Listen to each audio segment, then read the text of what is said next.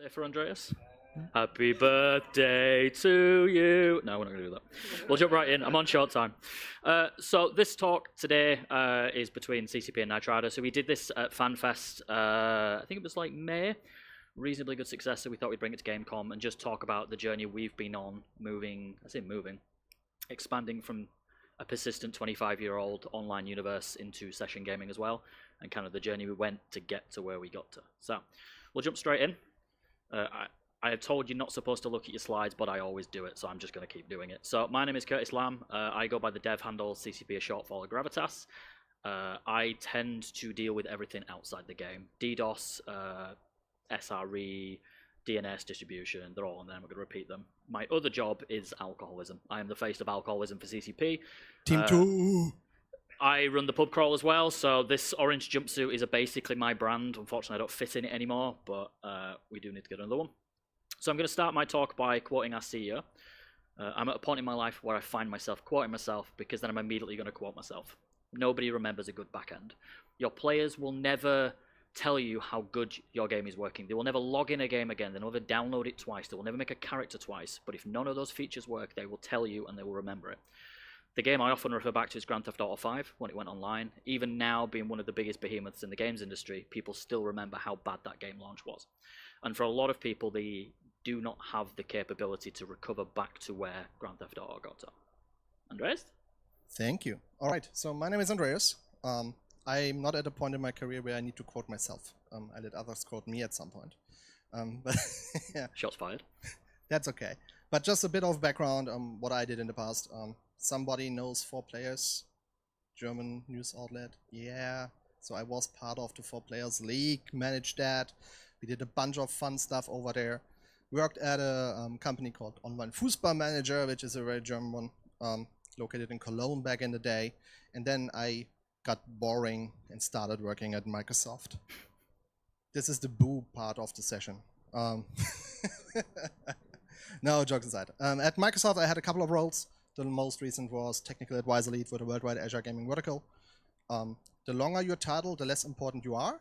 That's why I'm happy to introduce me as Andreas Pohl, Head of B2B. To be fair, it's still quite long. You've just abbreviated it into 3 letters. Yes. That's because I'm smart. Another thing to mention here, which is quite fun. Back in the day when I was working at Microsoft, we did a fun world record attempt.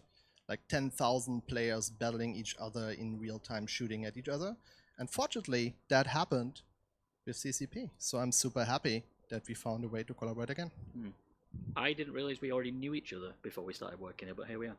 So we're going to jump straight in. I love this image because this is an exact replica of one of our existing CPU's dashboards for EVE Online.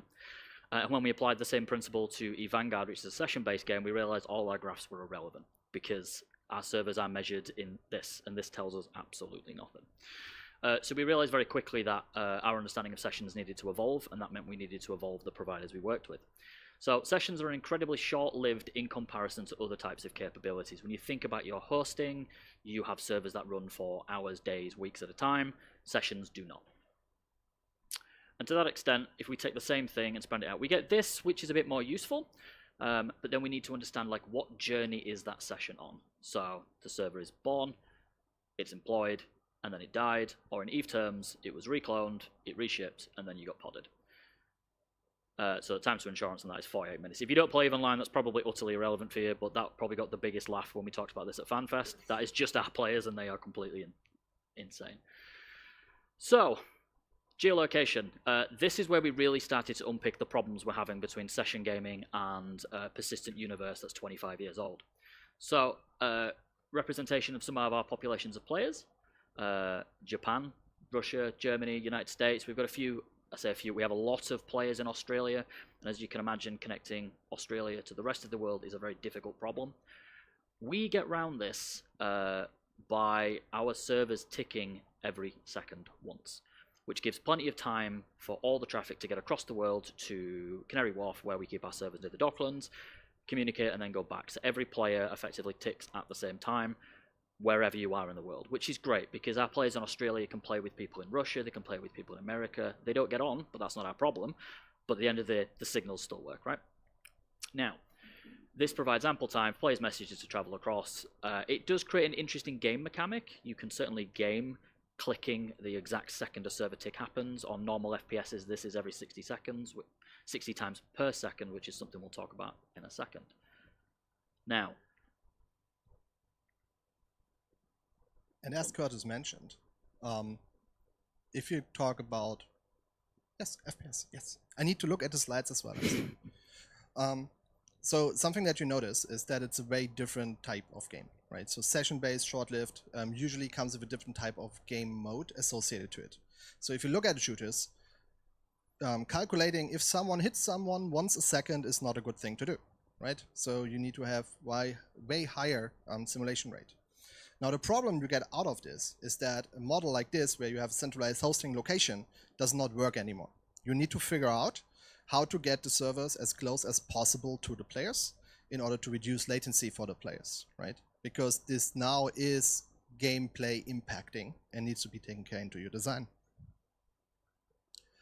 And as Kurtis mentioned, for some reason, we don't know why yet, there are a lot of people in Australia playing the game, which is not a problem for us because we have presence in Australia. How unfortunate, not unfortunate, fortunate. That's the word that I'm trying to say. Yeah, and it was just an interesting technical challenge that we went into it, of a lot of these players expected to be left behind.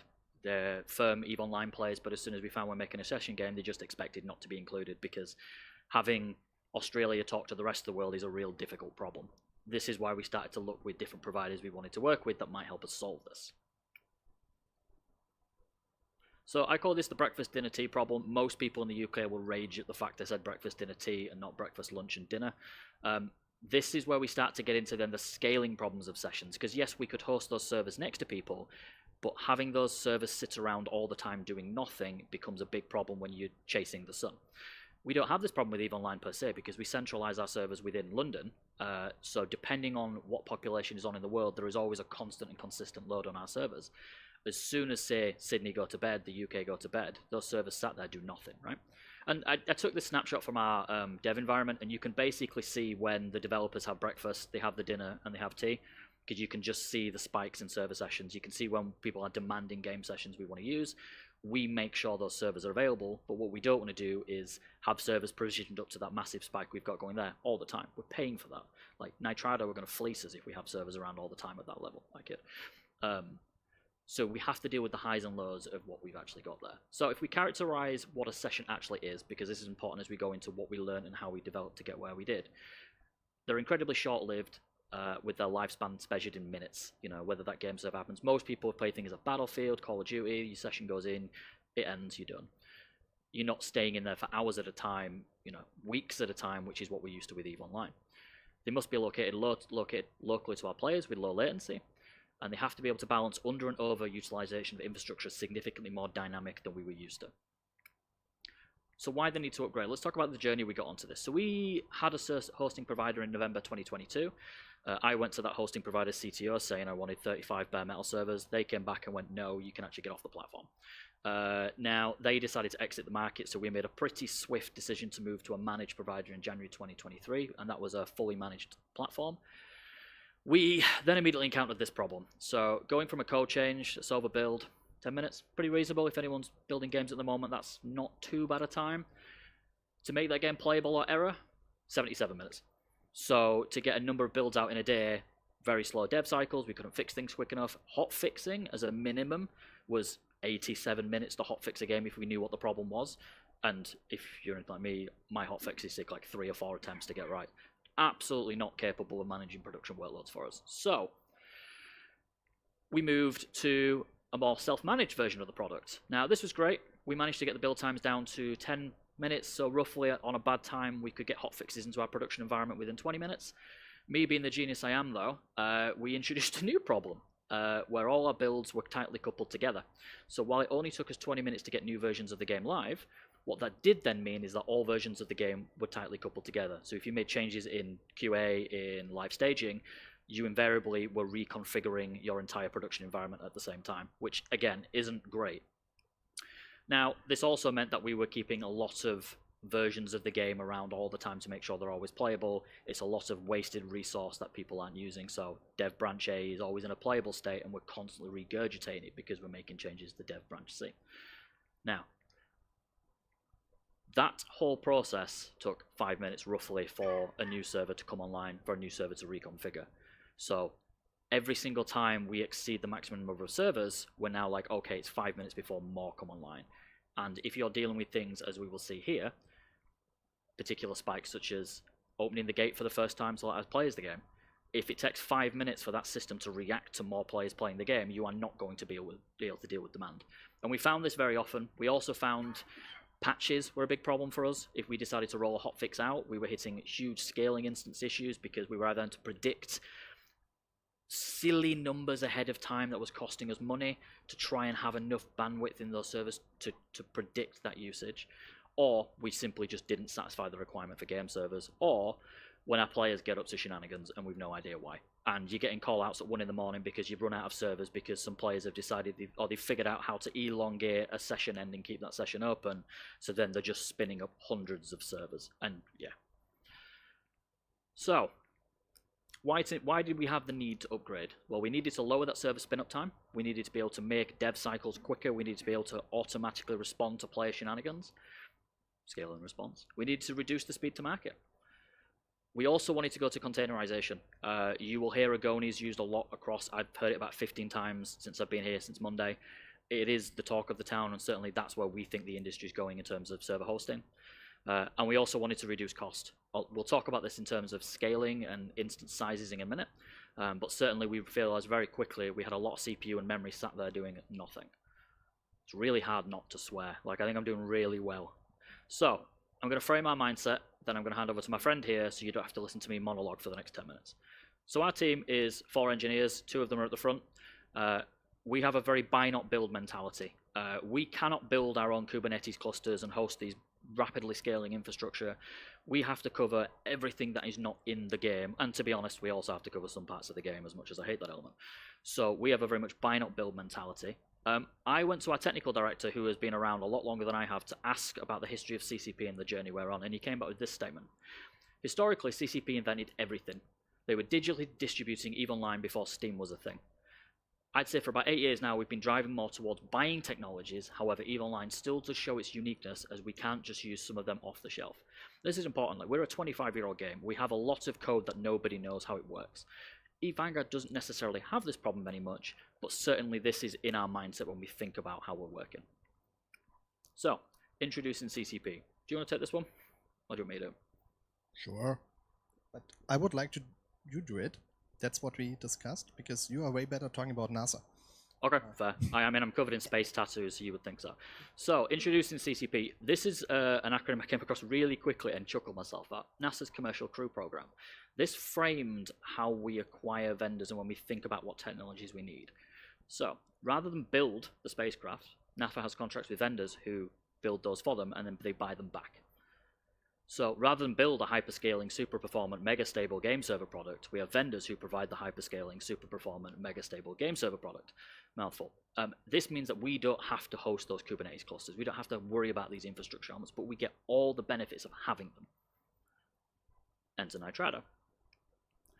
The other side of it is the locations. This was incredibly important for us because I hate flying. And if I'm going to have to fly to all these locations to install servers, like Sydney, like America, like Russia, we want somebody who's going to do that for us. You can talk about this because they're your locations. Oh yeah, that's what we do. So at Nitrado, we have a multiple layered approach. So on the one hand, we operate our own data center locations or co-locations where we manage the infrastructure obviously ourselves, right? This gives us a lot of flexibility in terms of performance and what we get out of it. There's another fun thing that we do that will come on a later slide, where we have our own ASN. Anyone knows what an ASN is? He knows because he works here.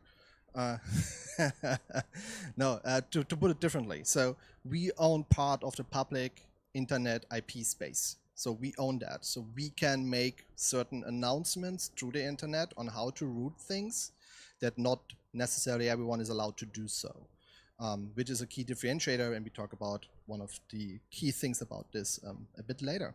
So the next level that we do is, if we do not have our own infrastructure covering everything, we work with partners to provide more bare metal servers, and if even that is not enough, we can scale you into the cloud. And we do not care if we need to do that or not. If you want to, we are happy to do so. With CCP, we support bring your own cloud. So they did come across with an AWS subscription, gave us access to it so that we can spend money on it. And therefore, we deploy all the servers seamlessly, and you can scale dynamically from bare metal into the cloud. And this has worked very well for us because we already do spend an exorbitant amount with AWS, so we're already able to leverage that existing spend to get even further discounts, but also have the trust that when Nitrado's SREs go to our account, they do so in a shared responsibility model, very similar to working with AWS, but more hands-on. So this is great. It means I don't have to write the Terraform, but it sits in my account so I can see everything they're doing. Exactly. And something that we introduced most recently, namely yesterday, is that we entered into a collaboration with Google Cloud as our preferred cloud provider.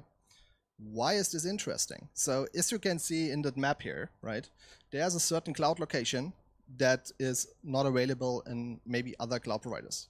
So what you would need to do in a scenario like this, you need to go to Google, make an account with Google, figure out the quota that you need to have, maybe have an account manager, and then get us provisioned into your subscription, and then we do the stuff on your behalf.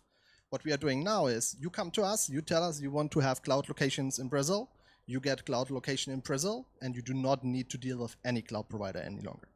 And this is great for us because we don't want to get into a multi-cloud strategy where we can avoid it. So we can use Nitrado to leverage that for us. We have no presence in Google, so why would we try and set that up just for the purpose of a few servers in Brazil? Network, this is definitely you. I'm not touching this. That's true. So that's something a bit foreshadowing before, right? So we own our own ASN, which means we can do certain network traffic optimizations. But the interesting piece here is how this affects real-world use cases. And there's one use case that we like to talk about. We talked about Brazil before. There's a challenge in Brazil. The challenge in Brazil is it's stupidly expensive. Like being in that location, getting the power, getting the data transfer, it costs a lot of money, right? So if it costs us a lot of money, it will cost you a lot of money if you want to do that. So what we can do, we have a location in Miami. And because we know how undersea cables are laying around the seas, we can do stuff like, oh, we just announced our Miami data center as an entry point for the people that want to play in Brazil. Obviously, there is a latency impact, right? So I'm not down talking that. But because we do operate and own the infrastructure towards that, we can do shenanigans like this in order to improve the player experience at the end of the day for the players that you want to have the best experience for. I was quite surprised that like players between those two regions can play with I mean, we've tested this, but very little latency to the point they don't even notice.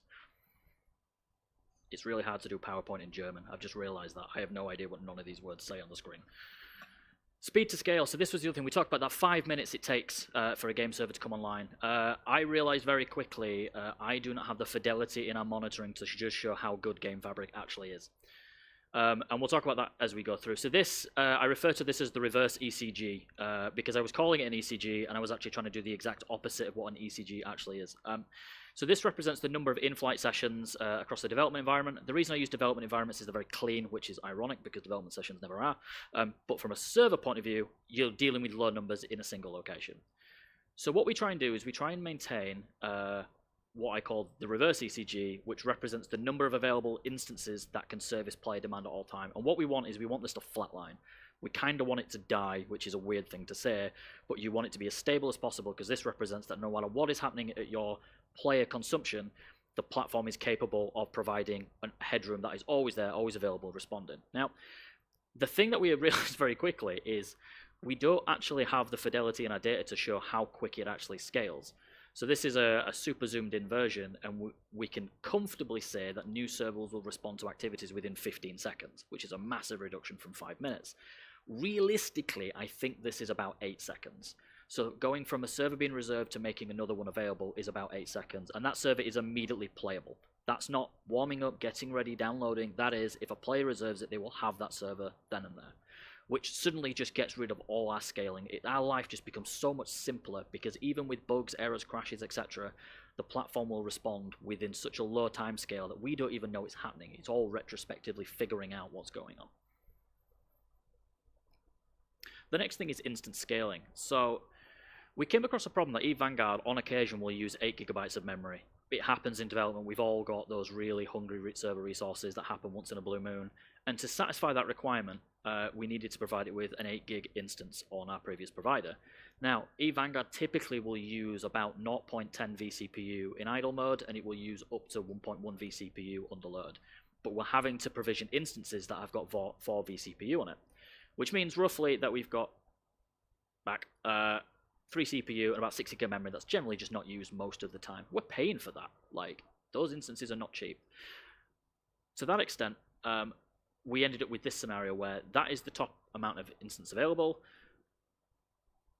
I mean, it just speaks for itself. We're not using it. It never gets used. For across the life of a session, we basically give it 70% extra CPU and memory for the fun of it, for the dollars.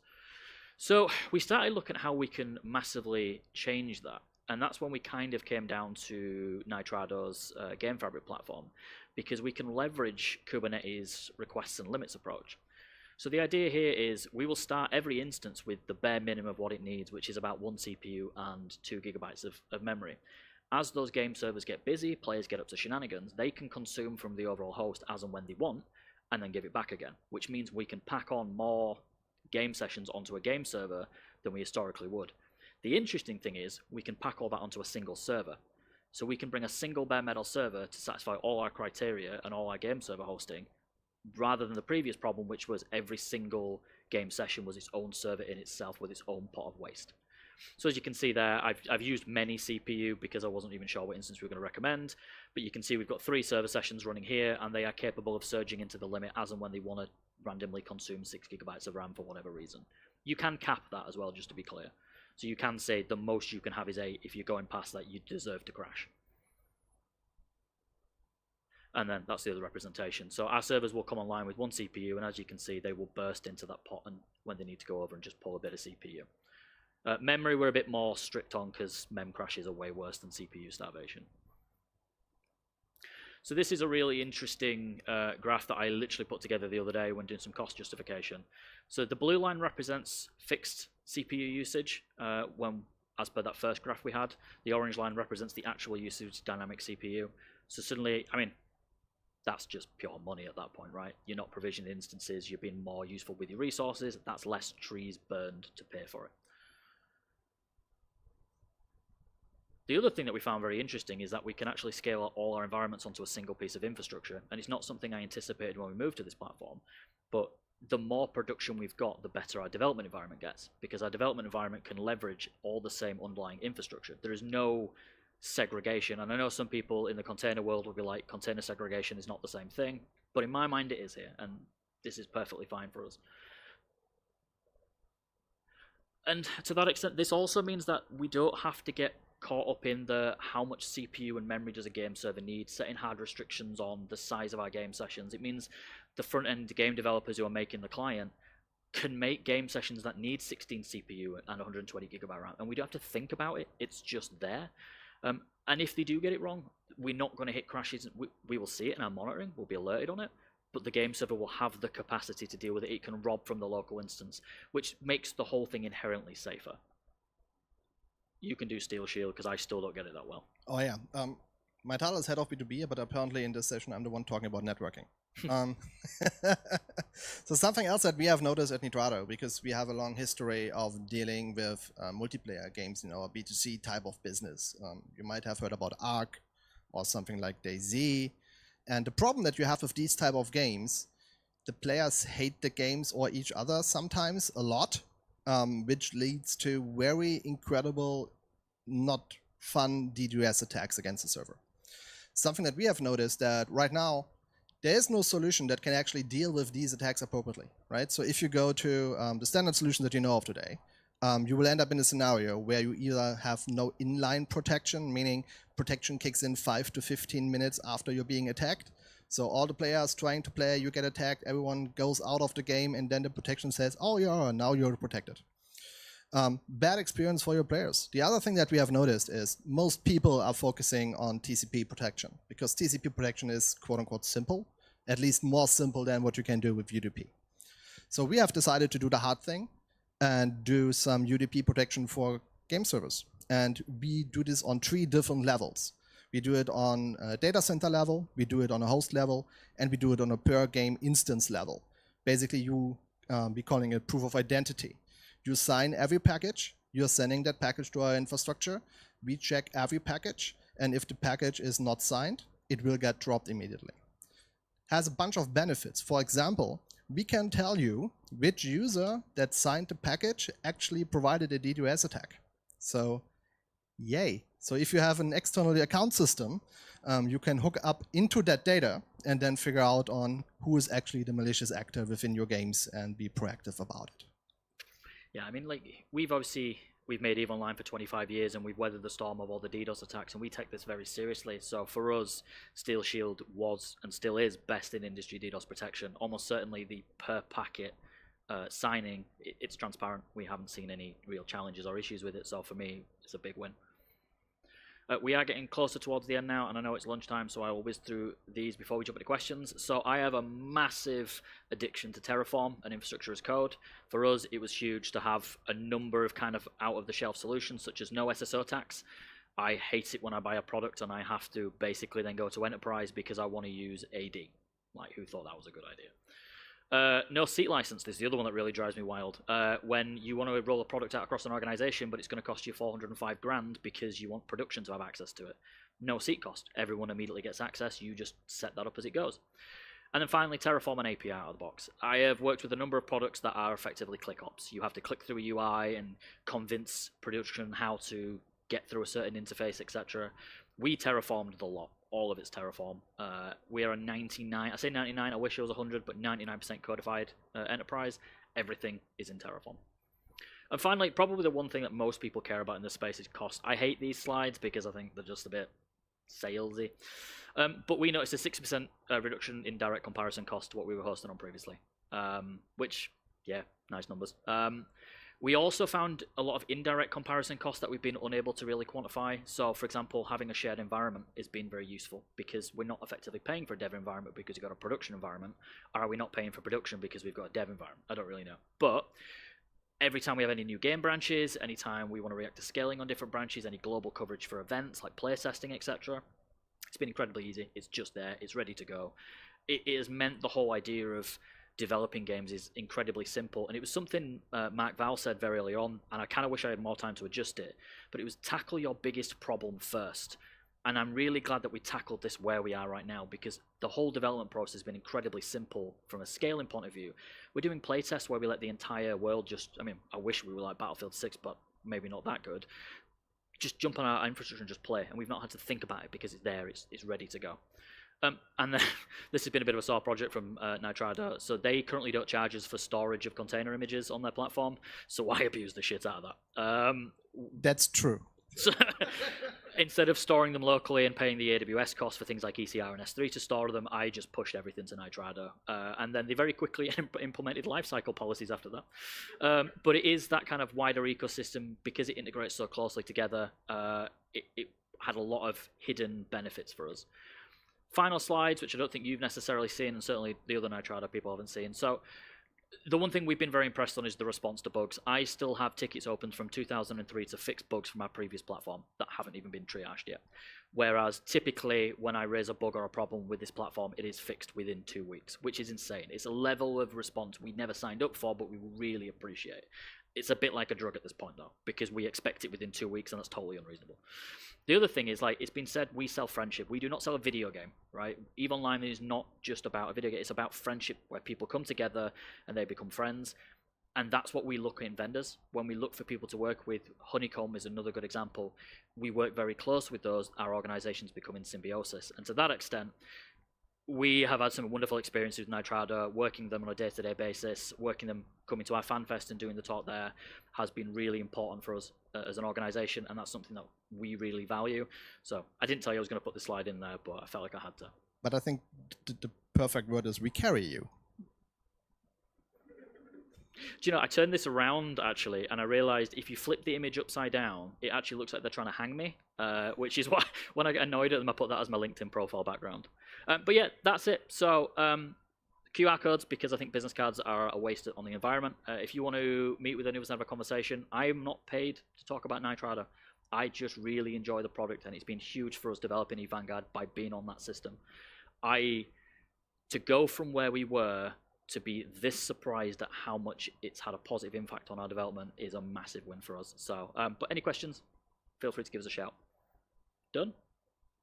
Done.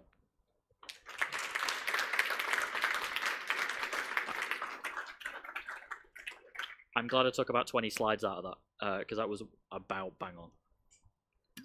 Does anyone have any questions, any thoughts, any concerns?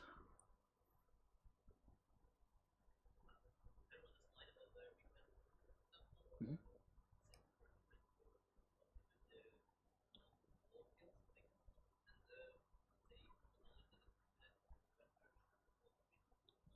Mm-hmm. Mm-hmm.